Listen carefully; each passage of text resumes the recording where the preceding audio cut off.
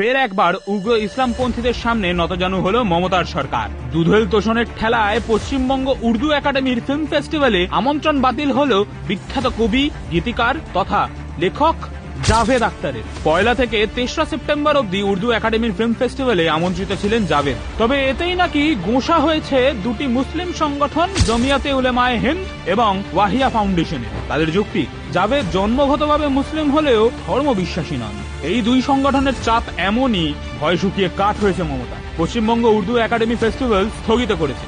অবশ্য পশ্চিমবঙ্গের বুকে এমন ঘটনা নতুন কিছু নয়। এর আগে 2017 সালেও বিখ্যাত লেখক তারেক পাতের অনুষ্ঠান বাতিল করে দিয়েছিল মমতার সরকার। সেই সময় পাকিস্তানের হাত থেকে বালুচিস্তানের স্বাধীনতা সংগ্রাম নিয়ে কথা বলতে আসার কথা ছিল তারেকের। সেই সময়ও তা একেবারেই পছন্দ হয়নি মমতা এবং তার দুধেল ভোট ব্যাংক। দিনের পর দিন, বছরের পর বছর যেখানেই সুযোগ পেয়েছে দুধেল তোষণে ভোট ব্যাংক গুছিয়ে নিতে চেয়েছে তোলামুল। মুর্শিদাবাদ, মোথাবাড়ি, মহেশতলার পরেও বিন্দুমাত্র অবস্থান বদলায়নি। এবার সরাসরি চ্যালেঞ্জ ধর্মনিরপেক্ষতায়, বাক স্বাধীনতায়। 26-এ সুযোগ, বাকি মাত্র 7 মাস। সময় এসেছে বদলানোর, সময় এসেছে প্রকৃত পরিবর্তনের।